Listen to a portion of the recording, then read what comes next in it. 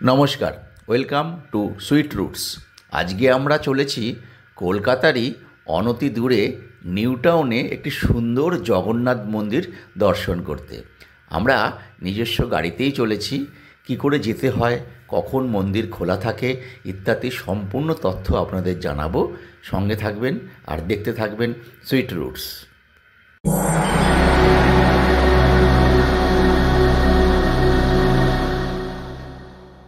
এই জগন্নাথ মন্দিরের একই কম্পাউন্ডে বা ঠিক পাশেই আরও দু তিনটি সুন্দর সুন্দর মন্দির আছে, কিন্তু আপনারা দেখতেই পারেন। আর কি করে আসবেন আমি আপনাকে বলে দিই। আপনাকে প্রথমেই আসতে হবে বিশ্ব বাংলা গেট নিউ টাউন। সেই বিশ্ব বাংলা গেট নিউ টাউন থেকে যে রাস্তাটি ইকো স্পেসের দিকে চলে যাচ্ছে, ঠিক ওই দিকে কারিগরি ভবন বলে যে স্টপেজটি আছে, ওখানে আপনাকে অটো করে নামতে হবে। বিশ্ব বাংলা গেট থেকে আপনি অটো বা বাস সহজেই পেয়ে যাবেন এই স্টপেজ কারিগরি ভবনে আসার। আর এসেই ঠিক তার পাশে যে গলিটি আছে বা রাস্তাটি আছে, তার একটু এগোলেই 1 মিনিটও নয়।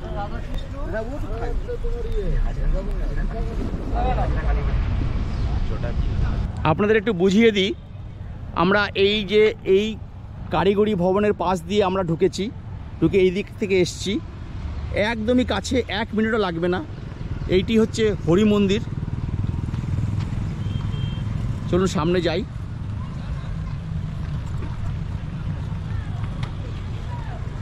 এটি হচ্ছে এক জায়গায় 3টে মন্দির আপনারা পাবেন। এই যে হরি মন্দির,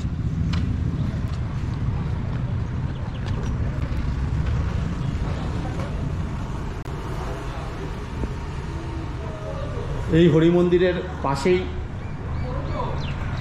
পাবেন হচ্ছে হাজরা কালীবাড়ি। চলুন ওখানেও যাই। এই হচ্ছে হাজরা কালীবাড়ি। দেখুন কি সুন্দর মন্দির, দারুণ, কি সুন্দর, অদ্ভুত সুন্দর মন্দির।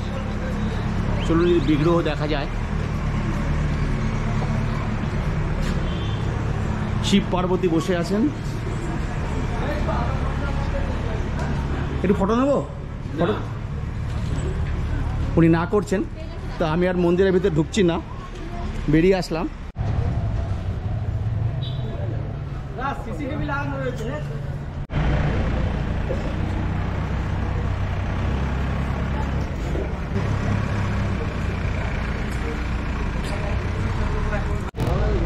আমাদের মেন আকর্ষণ হলো এই জগন্নাথ দেবের মন্দির।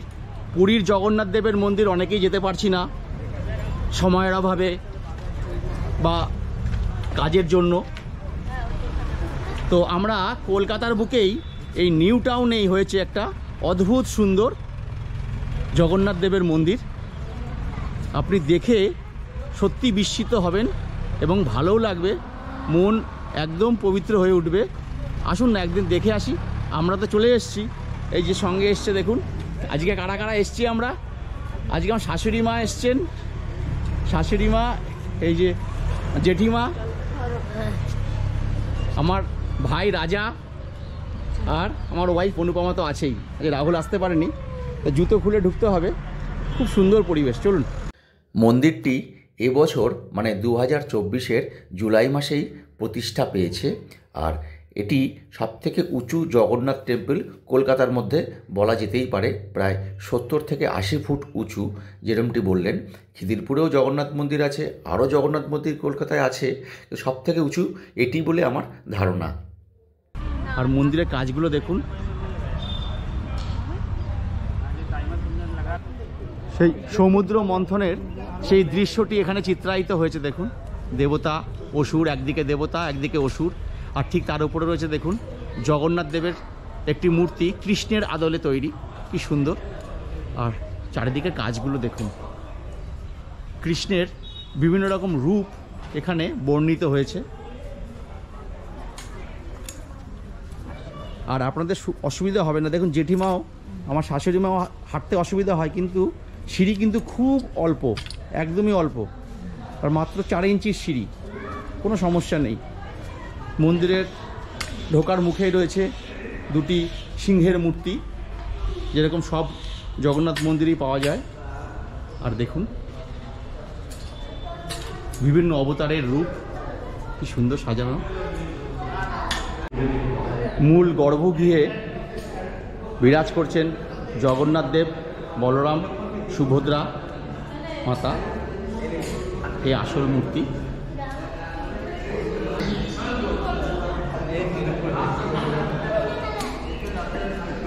রাজা কেমন লাগছে রাজা? খুব ভালো, ভালো ভালো না? করেছে। হ্যাঁ, এরকম একটা মন্দির এখানে আমরা জানতামই না। আর জগন্নাথ দেবের এক পাশে রয়েছেন বজরংবলীজি।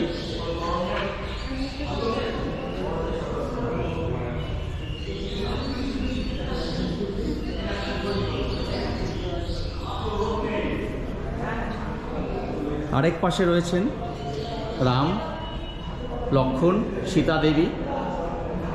কি সুন্দর মূর্তি, দারুণ দারুণ, খুব সুন্দর। উপরে কাজকর্মগুলো দেখুন।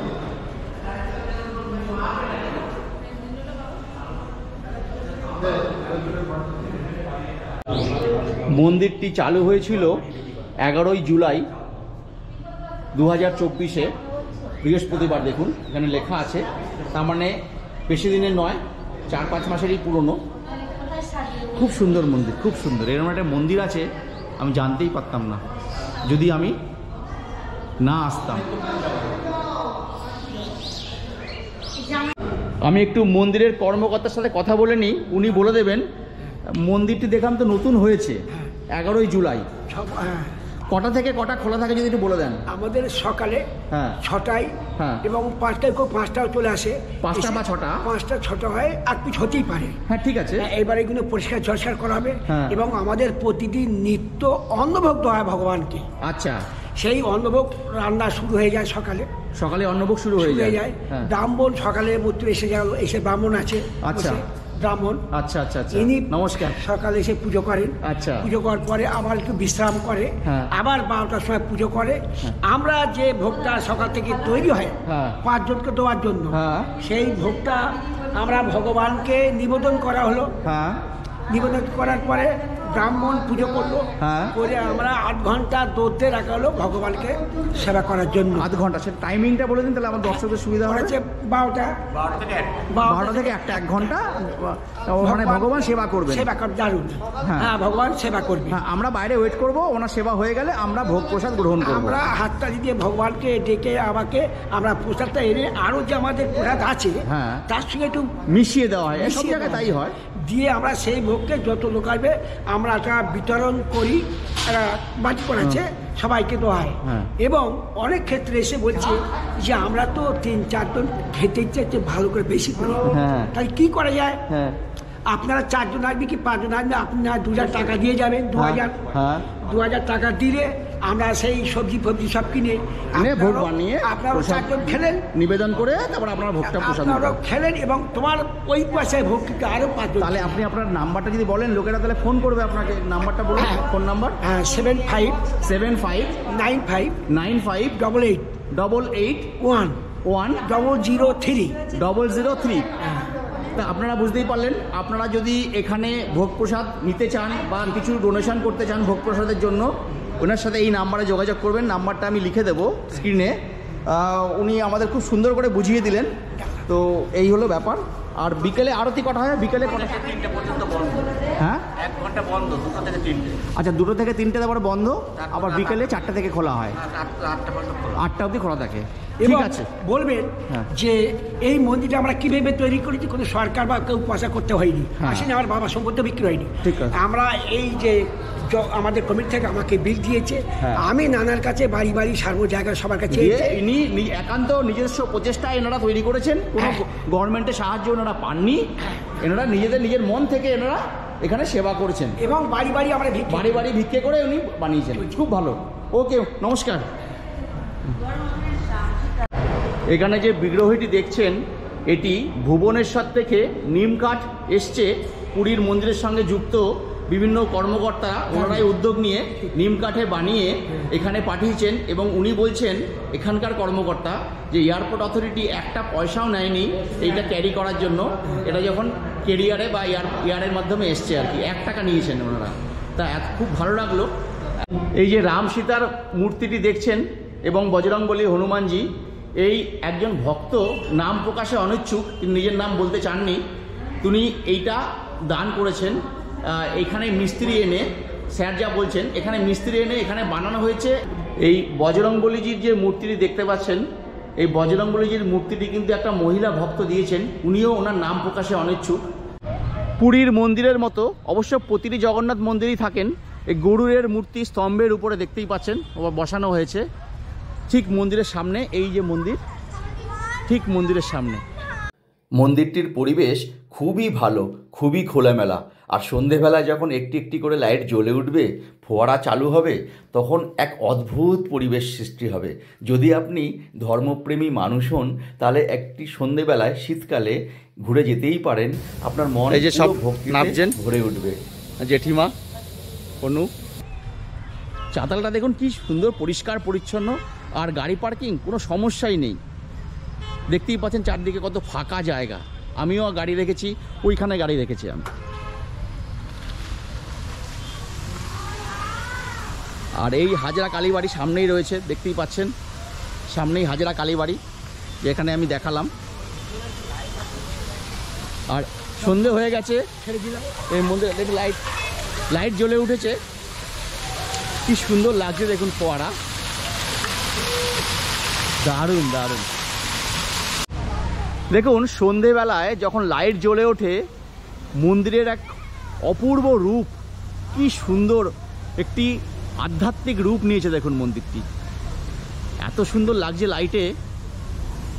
কি রাজা, কেমন লাগছে? খুব সুন্দর, হ্যাঁ? সুন্দর করেছে। তোমার কেমন লাগছে মন্দিরটি? দুর্দান্ত।